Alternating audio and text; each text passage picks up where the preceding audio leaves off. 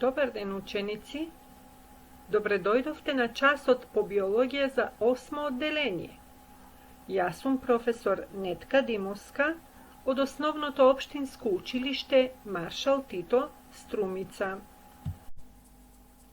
Danes zajedno so mene kjevo proučuvate skeletniot sistem, koji zajedno so muskulniot sistem so zajedničko ime se narekuvat i lokomotoren sistem ili sistem za dviženje na teloto. Pred da započneme so proučuvanje na skeletniot sistem, da gi nabrojime i drugite organski sistemi. Znajeme deka postoja 10 glavni sistemi vo teloto na čovekot, i to se skeleten, muskulen, cirkulatoren, nerven, endokrin ili hormonalen, limfen, respiratoren, digestiven, urinaren i polov. Od ovije sistemi učenici te, kako što rekovme, vo osnovno to obrazovanje najmnogo vнимanje posvetuvat na skeleten, muskulen, cirkulatoren, nerven, endokrin, limfen, urinaren i polov sistem. Kako bi izgledalo naše to telo bez skelet? Da li nekoga ste se zaprašali učenici kako bi izgledalo naše to telo bez koski? To bi bilo jedna bezlična masa koja teško bi se dvižela od jedno mesto na drugo. No se razbira, so postojenje to na skeletniot sistem se onevozmožuva toa. A zašto je toa taka? Ke vidime po natamu. Koja je ulogata na skeletniot sistem? Skeletniot sistem sodrži nad 200 koski. Toj go drži teloto kako celina, mu dava forma na teloto, gi štiti organite i tkivata. Isto tako возможува i obezbeduva prikačuvanje na muskulite za koskite. Pa taka skeletniot i muskulniot sistem čestopati se narekuvati lokomotoren. Što predstavuva skeletot? Skeletot predstavuva potpora na teloto. To ja dava formata na naše to telo. Isto taka gi zaštituva i mekite organi od vnatrešnosta na teloto i zajedno so muskulniot sistem go возможува движењето на телото. Затоа, честопати скелетниот и мускулниот систем можеме да ги сретнеме како еден заеднички локомоторен систем или систем за движење на телото. Името локомоторен инаку потекнува од англискиот збор locomotion, што значи движење. На колку дела е поделен скелетниот систем? Скелетниот систем е поделен на два дела, и тоа на осков скелет и на скелет на екстремитети. Осковиот скелет понатаму ќе видиме дека е составен од коските на черепот, рбетниот столб и градниот кош, додека скелетот на екстремитетите е составен од коските на предните екстремитети или раце и задните екстремитети или нозе, како и појасите за кои што се прикрепени овие екстремитети, односно раменски појас и карличен појас. Како е поделен скелетниот систем? Скелетниот систем кај возрасен човек се состои од 206 коски и неколку рскавици. Дали знаете дека скелетот на новороденче има 300 коски, кои со негово растење се фузираат или спојуваат и резултираат во 206 коски кај возрасен? Скелетниот систем е поделен на два дела, на осков скелет и на скелет на екстремитети. Осковиот скелет ја дава централната рамка на нашето тело, додека скелетот на екстремитетите ги вклучува коските на екстремитетите и на појасите, односно раменскиот и карличниот појас. Ајде да ги проучиме деловите на осковиот скелет. Осковиот скелет е составен од череп, хрбетен столб, ребра и градна коска. При тоа черепот го сочинуваат две групи на коски, и тоа кранијални коски кои го градат краниумот или мозочната кутија на черепот и фацијални или лицеви коски кои го градат лицевиот дел на черепот.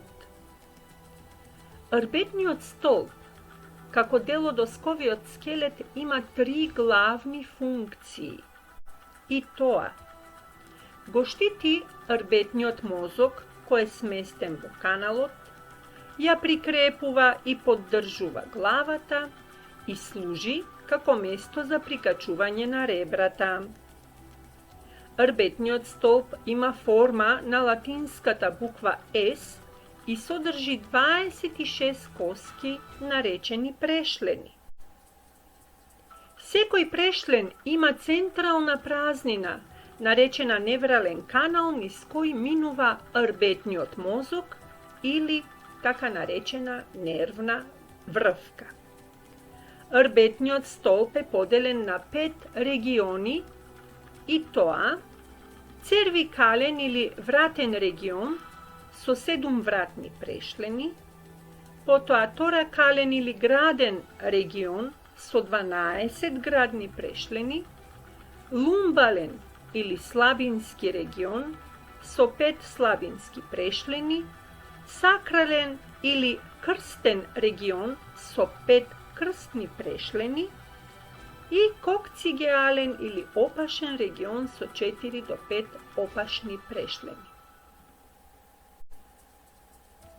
Градниот кош е составен од 12 пара на ребра кои се прикачени грбно за рбетниот столб. Првите 7 пара на ребра се викаат вистински ребра. Вистинските ребра на грбната или дорзална страна се прикачени за градните прешлени, додека пак од стомачната или вентрална страна тие се прикачени за градната коска со помош на хиалинска рскавица. 8-тиот, 9-тиот и 10-тиот пар на ребра се нарекуваат лажни ребра. Тоа е така бидејќи тие не се директно поврзани за градната коска, туку индиректно преку 7-тиот пар на ребра со помош на хиалинска рскавица. Последните два пара на ребра, односно 11-тиот и 12-тиот, се нарекуваат пливачки ребра, бидејќи не се прикачени за градната коска, туку само за последните два прешлени од градниот регион на рбетниот столб. Па така тие изгледаат како да лебдат. Значи, ребрата, градните прешлени и градната коска го сочинуваат градниот кош кај човекот. Улогата на градниот кош е да ги штити виталните внатрешни органи, како што се срцето и белите дробови. Да заклучиме дека осковиот скелет содржи 80 коски кои се вклучени во черепот, рбетниот столб и градниот кош, додека останатите 126 коски влегуваат во состав на скелетот на екстремитетите, заедно со раменскиот и карличниот појас. А сега да го проучиме и скелетот на екстремитетите.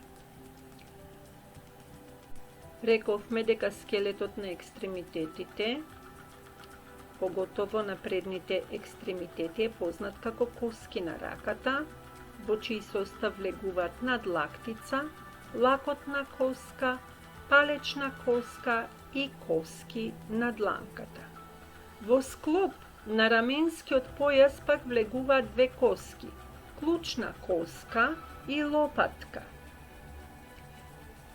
Скелетот на задните екстремитети е познат како коски на ногата, во чиј состав влегуваат бутна коска, коленова капсула, голема писка, мала писка и коски на стапалото. Додека пак карличниот појас е составен од следните коски: слабинска коска или илиум, седечка коска или ишиум и срамна коска или пубис. Карличниот појас има улога да дава потпора на двете бутни коски и да ги заштитува внатрешните органи од стомачниот дел на трупот, како што се репродуктивните органи и органите на уринарниот систем. Размисли и одговори. Зошто карлицата кај представниците на женскиот пол е поширока отколку кај представниците на машкиот пол? Овде имате, ученици, една слика на која се прикажани карлични појаси и кај женски пол, односно женска карлица, и кај машки пол, односно машка карлица. Гледате дека женската карлица е некако поширока во споредба со машката карлица. Што мислите? Зошто е тоа така? Размислувајте околу оваа проблематика и дадете го вашиот одговор на вашиот предметен наставник. Пријатно учење, ученици, ви посакува професор Нетка Димовска од Основното општинско училиште Маршал Тито Струмица.